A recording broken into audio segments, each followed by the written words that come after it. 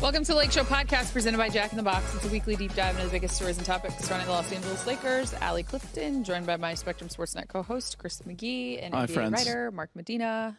Do you like when we call each other co-hosts? Yeah, we are. Sign of great teamwork, I think. We are, but Yeah. I don't see You can say my friend, Chris McGee, my co-worker. That doesn't, yeah. I never want to discredit you, though, for what you are in terms of like your job, your professional. I'm a host. Yeah, you're a host. You're like host analyst / Don't remind me. Allie does it all. She does it all. Wow, you guys are Multimedia wonderful. star. Dodgers. You do some Dodgers. Yep. Road tripping. Yep. Speaking of, we just did a full road trip, and By so the I way, went from that a podcast. lot of people watching their live YouTube channel for road tripping is really cool. Yeah, thanks. That's awesome. We just did it. We just went live. Because Speaking you've of, been going live right after the USA basketball games. yes, Correct. Yeah. we have. Yeah, it's been a lot of fun. How are your Just engaged with nerves it. after this game with USA Serbia? Let's dive right into it. Let's get right into it. I almost showed up late to the studio because I didn't want to miss But a that's single unlike minute. you, because I Thanks for will say being this, Mark professional. Medina is always very early when he is working with us. Yes, very prompt, on time. Yes, ready to go, suited up. Yep. It's the old adage: if you're not here early or late. I Let agree me with that. ask I agree with that. I the love question everyone wants to know the answer to. Did you think U.S. was going to lose? Was there a time that you thought Team USA was going to lose today versus Serbia? It's time to tell the truth.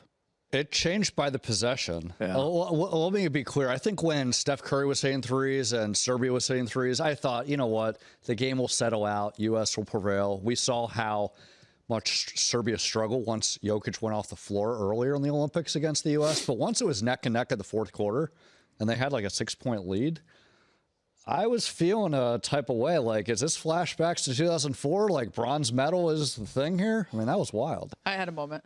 I had a moment. Yeah. Well, I had a couple moments, but my brother texted me when it was 42-29 that they were going to lose the game.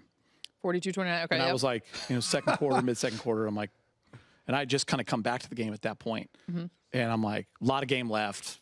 We're fine. good. Yeah. Get it to under 10. But in the third quarter, we came out with a different energy, cut it right away to whatever, maybe 7, but then it went back up to 12. When it went up to 15 late in the third, early in the fourth, there was a moment, I don't know, 6 minutes left. I forget what it was, 12 maybe. And I was like, holy, you know what? They could lose this game. 7-19 before KD hit that 4-point play. 4-point play Yeah. was huge. They all had a moment double too. digits to Like that every point. guy, Yeah. had a great moment. But there was doubt in my mind for the first time, and I thought that they could lose that game. I agree. And I was actually crushed. right. Yeah, Oh, I was really bummed. sweating. Yeah. I felt bad. We have a new makeup artist, Charlene. She's wonderful. She was in the makeup room doing my makeup, and I was like sweating it off. I'm like, I'm sorry, I'm really not this Yeah. difficult in the makeup chair. Yeah. But We keep adding because I'm sweating. I mean, we were screaming in our house. Like Yeah. we were doing that for the women's volleyball game this morning at 8:45. It was in a awesome, fifth too. set. So like same thing yesterday morning. So we've had like a lot of moments in our house that were, real emotional cheering. Like that's what the Olympics is about. There was the moment for me that the 7-19 mark, because I had the same thought when Steph in Serbia, it was Steph versus Team Serbia early, just sharing threes. And then I thought, there's no way they can keep this up for full 4 quarters. Yeah. But they did. They kept doing it. The moment when Bogdanovic did the mellow on the sideline. Yeah. Oh, yeah. And you I saw thought it Team was over, USA yeah. be like, excuse me, wait a minute. He may not be out here, but he's one of ours. And it just like changed the kind of energy. When was that? It was in the second quarter. Second quarter. But the energy, like, give them credit. They just did not back. I feel like typically when something like that happens and for Team USA and you see that roster, when they turn things on, it's like, okay, look out. They're going to put you in the dust. Katie still hadn't scored at half. Yeah. And it just took them, I felt like longer, credit to Serbia, to take that kind of mentality of like, you don't do that to our guy. Even though at the end of the game, they all gave Bogdanovic love because it's just a competitive fire and spirit. Of course. But he hit Melo with the 3, and it was just like, oh my gosh. Yeah, no, it was intense. getting. Serbia was talking all kinds of smack out there, and rightfully so. They got the mighty U.S. on the ropes, the greatest players to ever play the game on the ropes, about to knock them out, and they were having fun. And I mean, listen, it's Bogdanovic, it's Jokic, and it's a bunch of guys. You're like, God, these guys can play. They could actually, Great style of basketball. That's what's crazy about international hoops. Okay. That's it. That's the thing. It's not just a layup anymore. It's not just a win by 40. That's not happening. Those days are absolutely over. And that's a beautiful thing, and we should take pride in that. Can we bring over the FIBA rule of being able to take the ball once it hits the rim and take it out before it goes in? It's pretty awesome. Can we play? I was like, wait a minute. Why did he? Oh, FIBA rules. I know, FIBA rules. Oh. By the way, the France-Germany game was awesome today, if anybody saw that. I mean, Germany had a chance. Franz Wagner gets a rebound, down to 12 seconds left, and he trips and falls out of bounds, basically, and gives the ball back to France, and they hit free throws to win it. But that was an awesome game. It's wild how much things have changed with France because they seemed vulnerable earlier in the Olympics. Yeah. That game against Japan, you thought, okay, they're not going to make a deep run. A lot of home cooking going on over Germany there, too. And Canada have a better edge in terms of continuity and talent, but Victor Wembanyama's is a beast. There's a lot of Rudy had a stellar 5 minutes. Conversation about that because I had to. Apparently, I don't know what's going on. His coach said one thing, Rudy said another, but apparently Rudy told everyone after the game on Tuesday he had surgery on his ring finger on Monday, which is why he only played 3.5 minutes on Tuesday. But then the coach said he didn't have surgery. So we're not really sure what's going on. Hey, Allie, take a wild guess Victor on who Wembanyama has something to do with. Take a wild guess on who made fun of that in a certain podcast. Oh, what?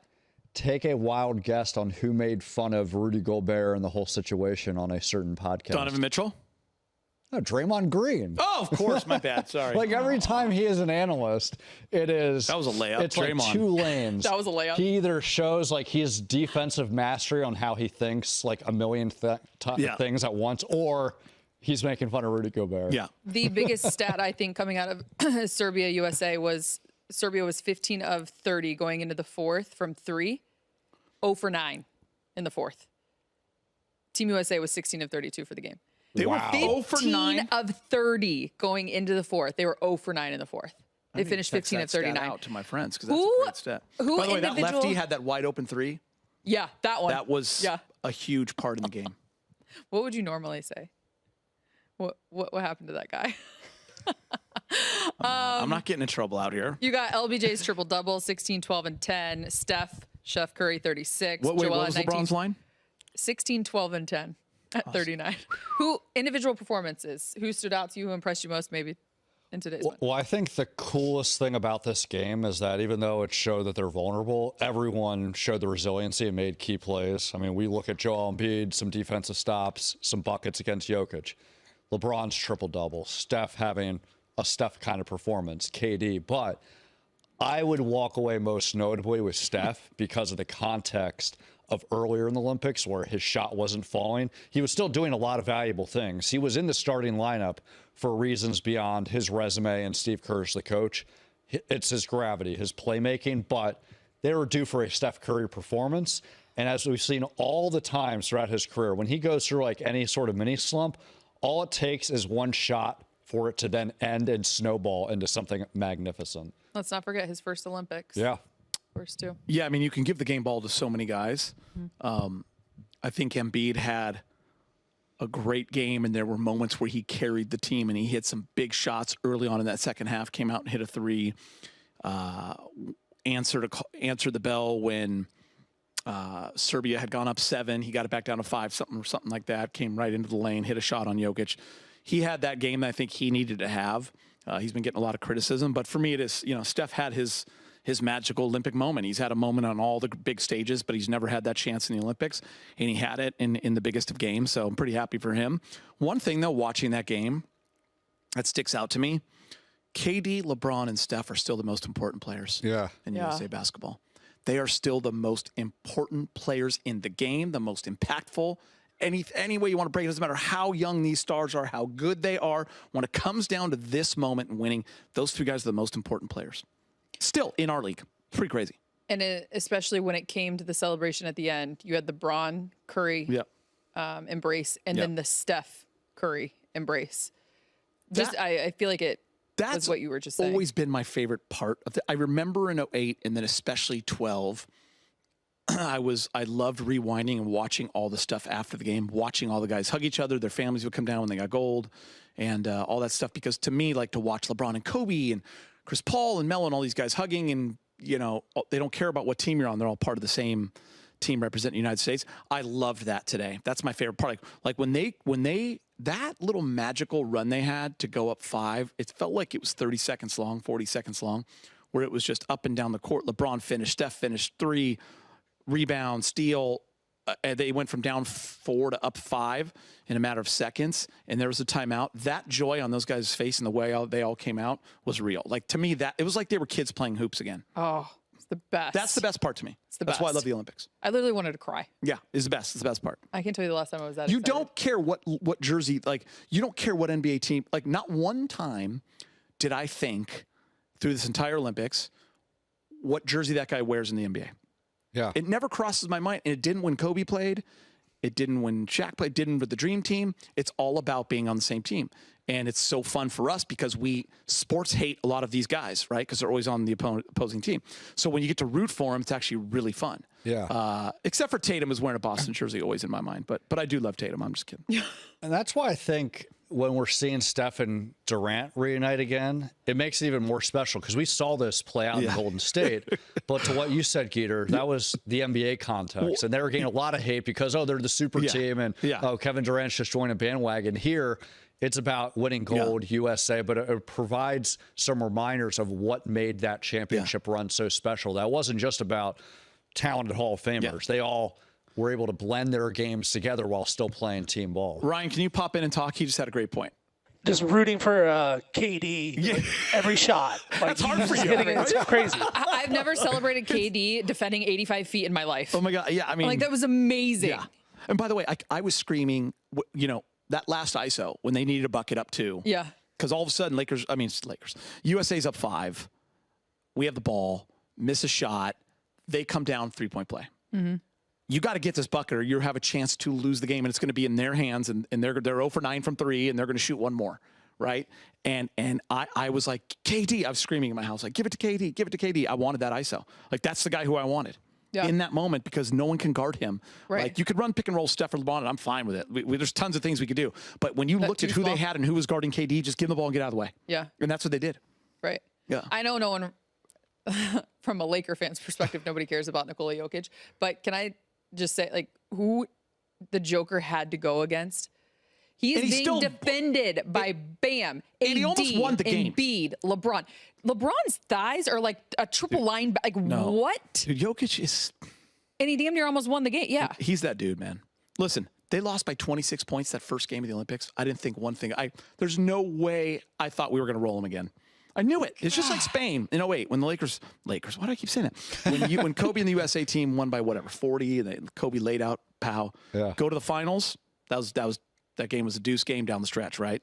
Until, USA runs away with it a little bit. But same thing tonight. Like you just, you're not going to crush that team. You're just not. Jokic's is not going to allow it. And you got to give those guys credit the way they played. Yeah. Fearless.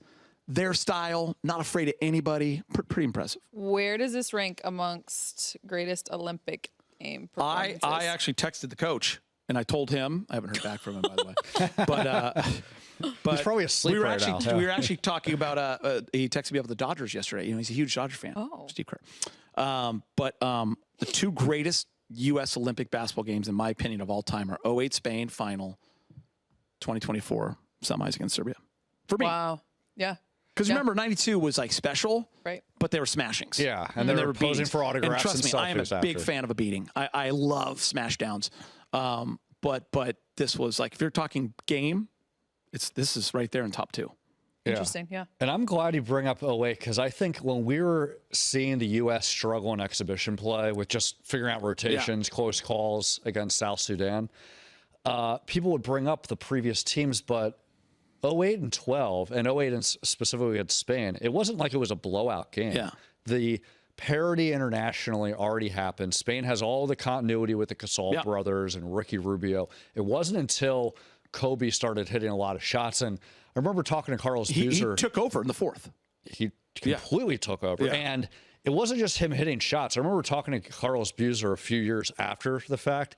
And it was like 8 years later, he still remembered verbatim that there was a key point like midway through 4th quarter, timeout. And Kobe tells everyone, we're stepping on their effing throats. Yeah. And then they just went all out. Yep. And clearly by the end, U.S. was in control, but that game could have gone either way. But this game in particular, it was very vulnerable up until the very end. And I don't think it was the U.S. wet in the bed. It was all about Serbia playing really well, hitting some shots, and they got Jokic. Mark, the U.S. are always going to have games where they beat teams by 25 to 30 because it's just going to happen. They're going to have that game. But the days of doing it every single time and just walking into a tournament, like those days are over. And I think that that's a good thing. And they've been over for quite a while.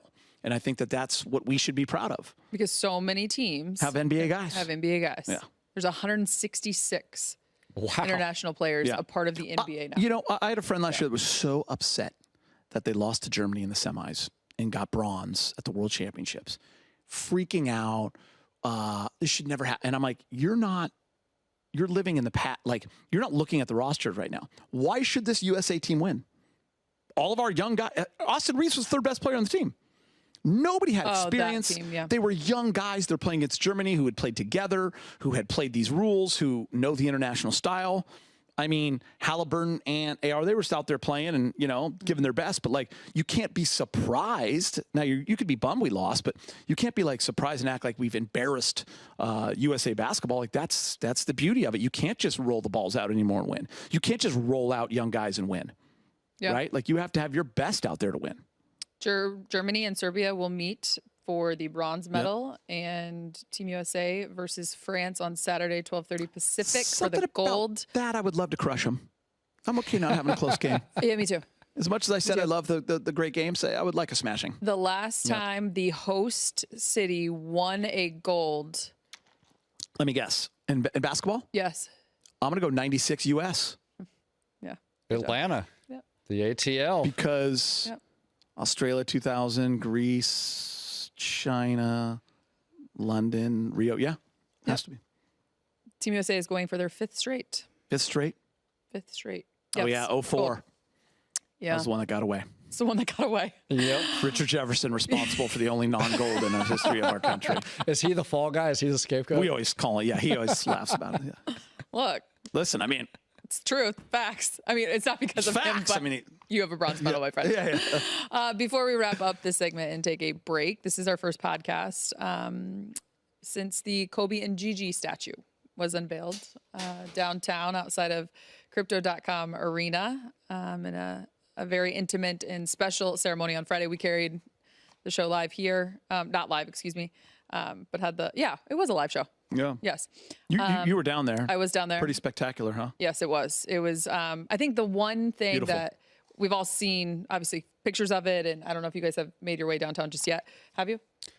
Not yet, but I've seen everything. Yeah, I drove by it. You drove by on my way to Dodger game. Yeah. I said it on the show, and I think the biggest thing for me was, one, obviously, how well done and everything about it, but the way in which they chose to make it a space there's comfort, there's a feeling of peace and what they hope that it can do for fans. I think that was the one thing, me talking to people down there, was that it is for and about the fans too, and Vanessa was very forthcoming with that and just understanding everything that they were about, what they meant, as we know. But it's truly, truly special. You know, you spend a lot of time kind of thinking about what the statues might be. And when you end up seeing it and then you hear Vanessa talk about it, and then I heard you talk about all the detail, I'm like, well, what else could it have been? Of course, that is the moment.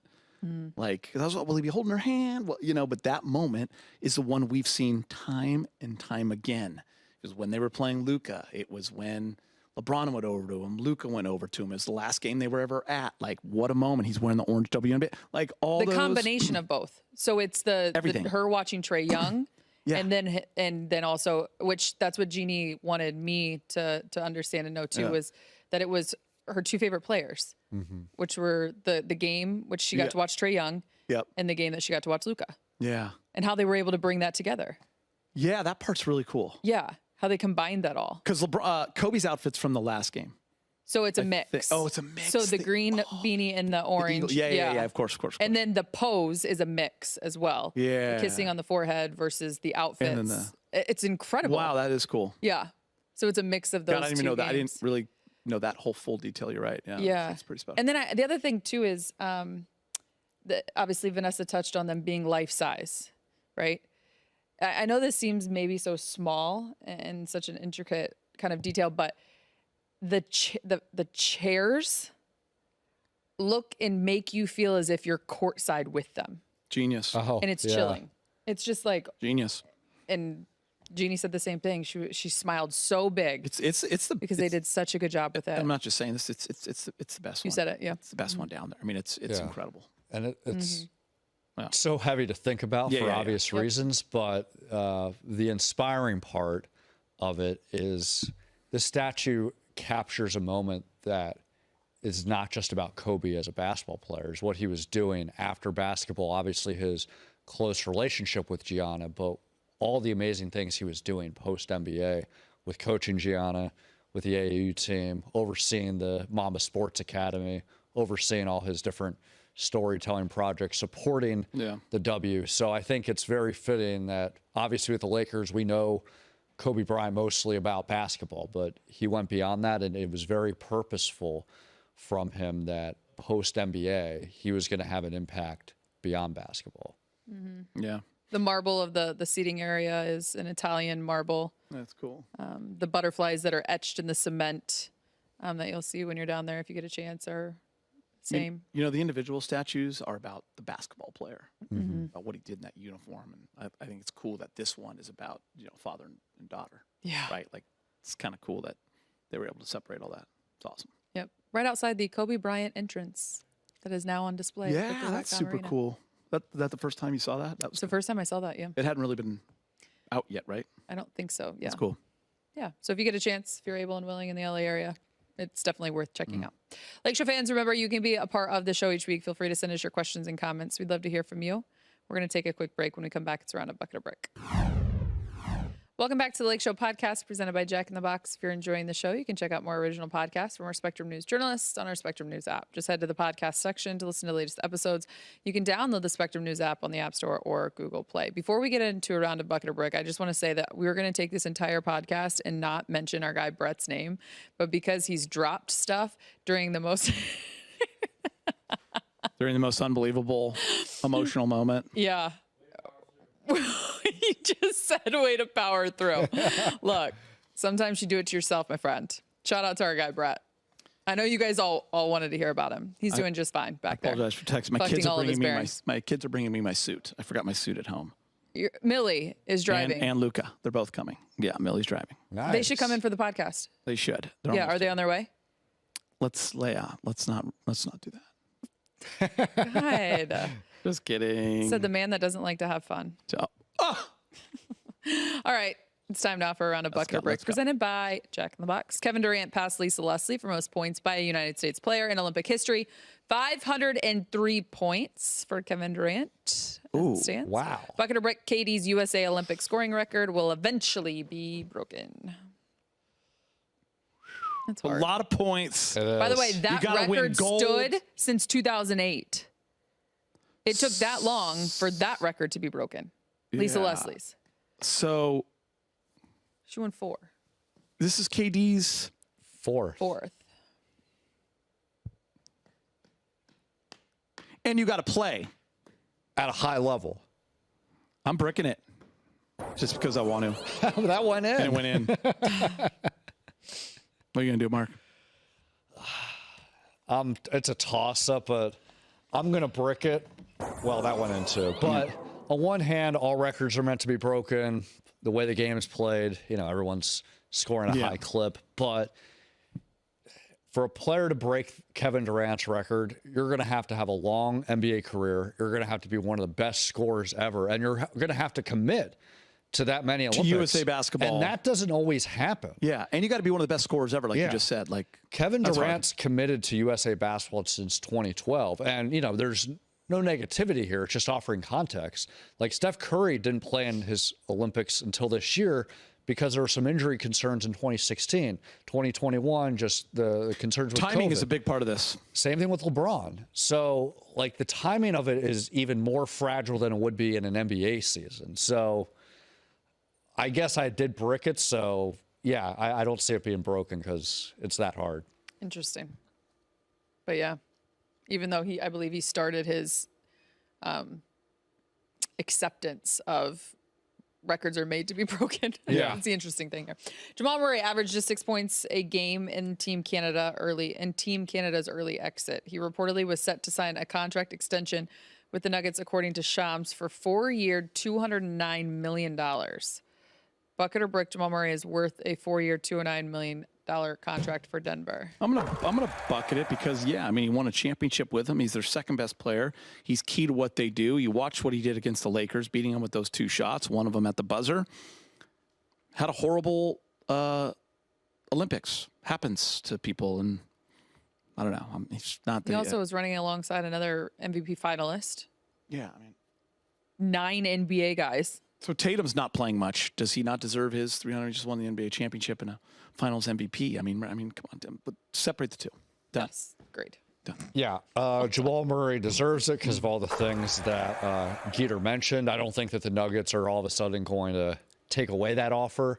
Jamal Murray was eligible to do the extension last year, but he's decided to pass up because he knew that this contract would be more. Now, there is a risk of injuries, but given what Jamal Murray's represented Denver, they're going to keep him. Now, I do have questions about his time in Canada. I get, he didn't have a lot of time with them. He wasn't able to participate a lot in the pre-tournament, but this went beyond missing shots. He didn't have any positive impact on the team. That was puzzling, but I'm going to take it as an aberration, and it won't have any relation to how next season will be with Denver.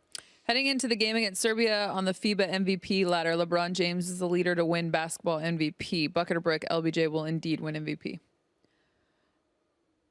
Say it again.